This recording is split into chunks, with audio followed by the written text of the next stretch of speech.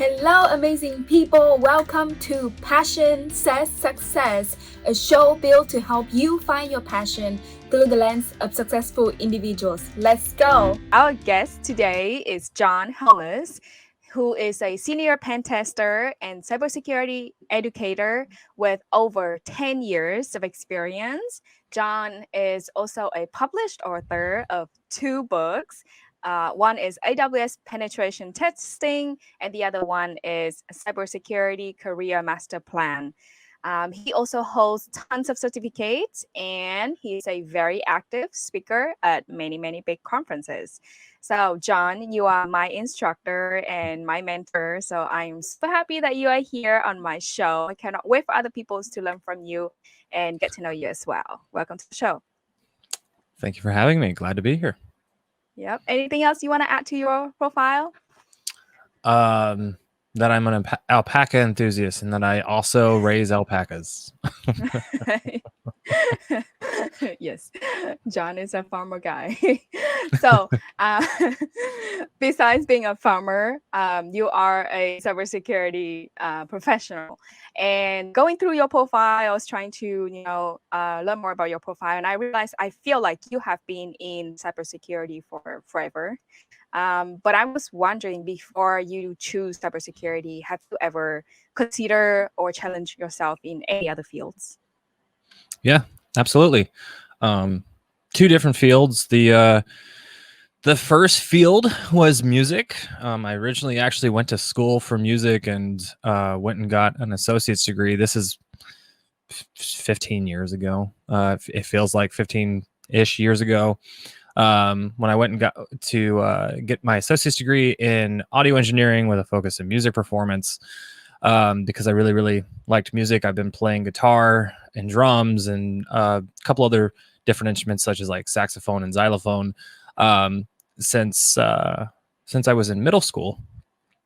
And so I took that passion and some of the geekiness that I liked about computers and went to school for it.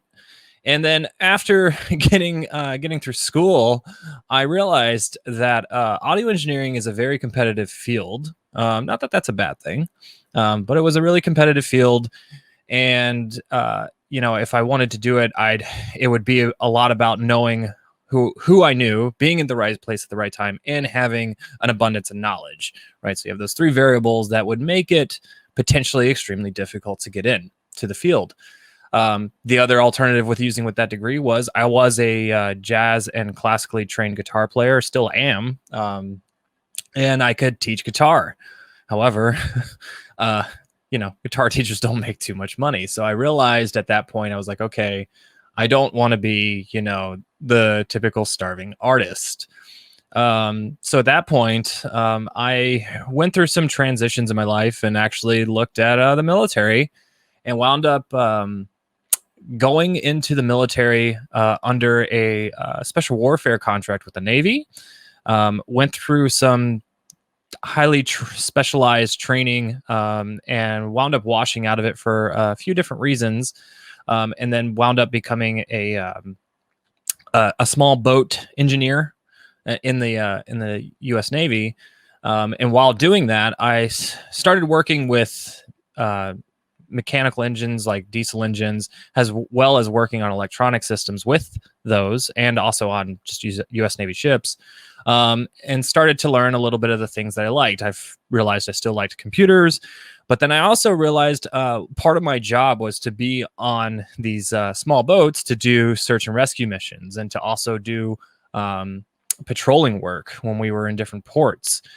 And I started to learn that I really liked that aspect. And I've always really admired, police forces and folks that were just genuinely wanting to help people. Key phrase is genuinely wanting to help people. And realized that, I could potentially do that when I got out of the military. I could go and be a police officer. But not only did I want to think I could do that, I also wanted to be a SWAT officer in Seattle. That was like my peak thing that I wanted to do. I wanted to go to school and at least get a master's degree in criminal justice, maybe get a PhD in criminology, not even joking, and go be a SWAT officer for Seattle PD. Because I really liked the running and gunning that I had done in like special warfare stuff in the Navy, but also that aspect of helping people and just trying to make the world a better place. But after getting out of the Navy, I had some injuries that I guess gained during my time in the Navy, and couldn't unfortunately pass the physical for the police force because because of my disability rating. So in doing so, I was at the time I was a security guard, and I was a security guard at a DoD facility, and realized that I wasn't going to be able to be a police officer, and I would have to figure out a new pivot of what I wanted to do. And that's where I kind of like started thinking about, okay, I really still like computers. I'm still geeky and quirky with computers. Maybe there's something I can do with computers other than, maybe going at the time I was thinking like I can go work at Best Buy. I was like, I don't want to go do that. Maybe there's something else out there. And that's when I just started to find cybersecurity and thought, okay, cybersecurity is about essentially helping companies be, stronger and more resilient to the evil forces of the internet. And from there, I essentially had pivoted into what is ascended into my career now, where I essentially thought, okay, this is something that I can do where I can help people and I can still be techie and geeky, and vice versa. And so I went from music to law enforcement to where I'm at now. Wow. So one thing I noticed with your story is that you try a lot of different fields. Some of them even feel like there's no connection with each other, right? I mean, technology and music. To a lot of people, it feels like there's two totally different directions. And throughout all the experiences you have, I have noticed one thing with you is that you notice yourself as someone who really genuinely wants to help other people, want to protect others, and do good things, right?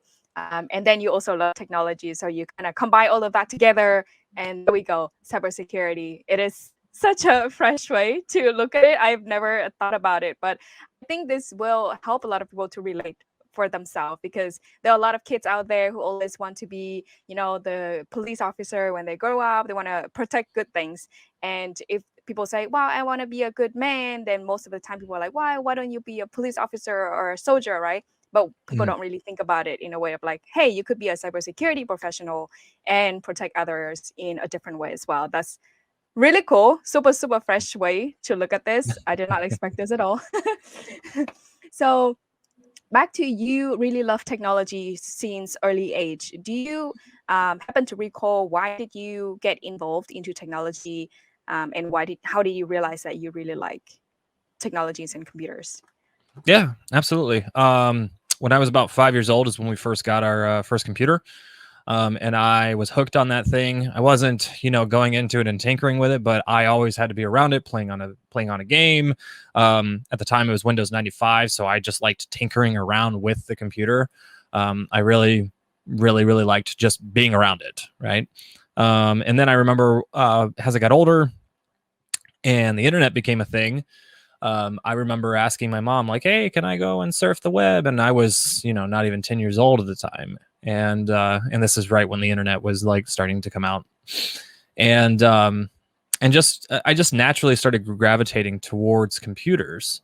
And then another indication too that I can think of, like an inflection point in my life where I'm like, computers are something that I really, really do like, was actually during my associate's degree, where I started to get into electronic music and started to get really more into the development of music in general, right? Of like recording an acoustic instrument and turning it into a digital sound wave that you can then store and put into a composition. I started to really, really find enjoyment in just the overall makeup of how you did that, because of just, again, spending endless hours in front of a computer putting things together, it felt effortless to me. And, looking back on that is like kind of where I feel like it went from me just naturally liking to be around computers to figuring out how the internet works to, being in junior college and being in a degree that was very balanced between engineering and music, and really gravitating towards the computer aspect of it. That's very interesting. I feel like this is a common feature between people who found their passion, is that they found one thing they really excited about, and then they just keep sticking with it, right? And then they don't let other things to interfere and kind of distract them. So for the listeners, if you have something that you feel like, oh, I'm so excited doing this, so learn from Jon and keep sticking with it, and who knows, maybe one day it will be your perfect career. So speaking of career, besides being a cybersecurity practitioner, professional, you have another aspect that's people who know you notice that very easily, which is you do public speaking a lot. You spoke at a lot of conferences. So want to touch on how public speaking can relate to cybersecurity, and like how can participating and speaking at conferences and competitions can help you in cybersecurity, because if you put it together, it at first sounds like it's not related. Public speaking versus technical, right? What do you say? Yeah, I say that they do a very lovely dance to it with each other when you really start to dig into it. Public speaking is one of those things where you have to come up with a topic that interests you and then convince an audience to be interested in it as well. And there's not really a big difference between that and cybersecurity, because no matter what part of cybersecurity you work in, you're working in essentially risk management, and your job is to assess risk and then convince someone that that risk is going to have some type of impact on your organization. So if you really look at it, it's not much different than preparing for a public speaking talk, right? It's where you notice an area, you start to build up that area, or build up information on whatever it is of that area that you're targeting, and then you present it in a comprehensible and intriguing kind of way that's going to convince the audience, whether it's a table of 10 managers or 10 higher level leadership, or if it's an audience of 100 people. You want whoever is in the audience to be convinced and walk away believing what it is that you told them. So again, I mean, yeah, that in and of itself makes it to where they are very symmetrical with each other. It's all about research and conveying that research to be impactful. You have very, very fresh perspective on things. I love it. By convincing people and making them buying your idea. Yeah, it is really true. A lot of the time, cybersecurity professionals find it difficult to convince the management, right? To say that, hey, we really need to implement this, this and that practices to protect the organization. So yeah, totally same thing. And then how about for others who are currently in cybersecurity field, or say they are new to this field and they're considering to be one of the public speaker, one of the technical speakers, and they're not so confident about it. So from a speaker perspective, what advice can you give them? Because I knew you gave me some advices which really helpful for me. Without you, I wouldn't have spoken at two of the conferences. I was not confident in the beginning, so you did help me a lot. So I want others to hear the advice as well in case they are in this situation. So go ahead. Yeah, absolutely. Really concisely, a few points is, don't think that your topic is dumb. If it's fundamental, it doesn't mean it's dumb. You have a new flavor and spin on that fundamental topic that might help someone.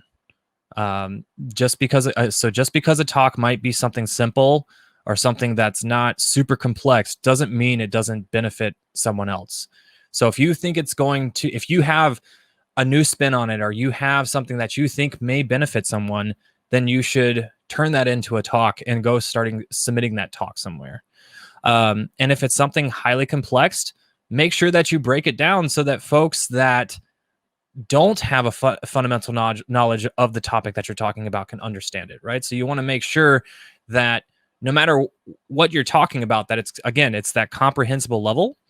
The other thing is to start out small if you can. And what I mean by that is, right now, as we're recording this, DEF CON and Black Hat are going on. While those are good conferences to go to and speak at, it might be a little bit challenging if it's your first time speaking in front of someone. So if you don't have any experience doing any kind of public speaking, I would highly recommend looking at like a local university, or maybe a cybersecurity meetup or a hacker meetup that happens online.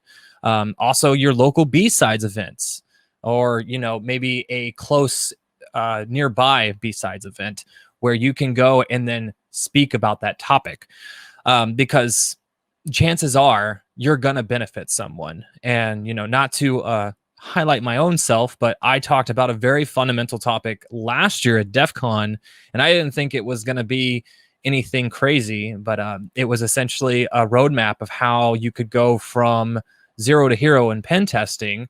And again, very fundamental, and it was one of the most watched and viewed talks of DEF CON Safe Mode. So let my lessons learned be your guidance. Yeah, absolutely. I can totally confirm that this is true. I I was not sure about my topic the first time I spoke at a cybersecurity conference. I really thought that it's too basic. People wouldn't love it, but turns out people really like it and people are really supportive about it, right? So give it a shot, I would say. All right, so that was the public speaking part in terms of cybersecurity area. So going back to cybersecurity focus, if you have to choose, what would be your 3 most favorite thing about cybersecurity? My 3 most favorite things about cybersecurity. That's a big question. I think the number one big thing is that, every day is a new day, and it's going to be different. No matter what organization you work in, what part of cybersecurity you work in, every day is going to be something a little different. It's going to, kind of keep your curious mindset going. And I know we hear curiosity being spun around a lot in cybersecurity, but it's true. And curiosity is like the number one pillar for growth. So if you want to grow as a professional, just go into cybersecurity, because it's going to naturally make you have to do that. Number 2, with being more directly related to what I do, is getting to hack things, but not in a sense of where you're just getting to hack things all the time. It's hacking things to show people how to do their processes better. And the way how I really look at it is it's this really heartfelt kind of way of looking at it, but it's hacking to make folks better than they were before, and to help guide them and help hold their hand to make them better than they were before. And then number 3 is that cybersecurity is becoming extremely inclusive, and is essentially making a marketplace for anyone who wants to join it. And what I mean by that is, there is an abundance of employment in cybersecurity that folks that used to not know what they wanted to do, or might not have any guidance or direction in what they want to do. Cybersecurity has so many different things in it that it allows for, even if you have just one little area of it that you like, you can go really, really far into that area.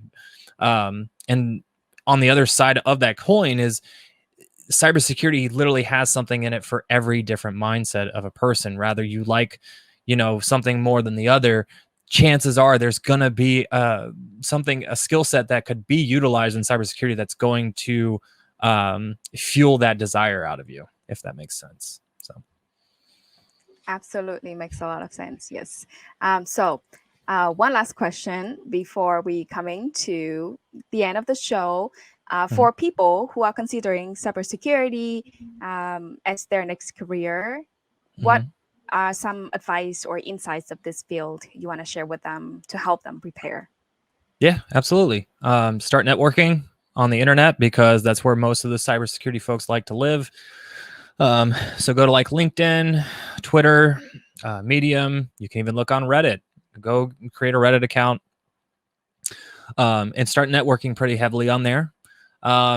Another thing that I would highly recommend doing is starting blogging, whether it's vlogging on like YouTube or another video channel, or start a blog on, creating your own website or doing something such as like Medium, which is a pretty heavy blog site now.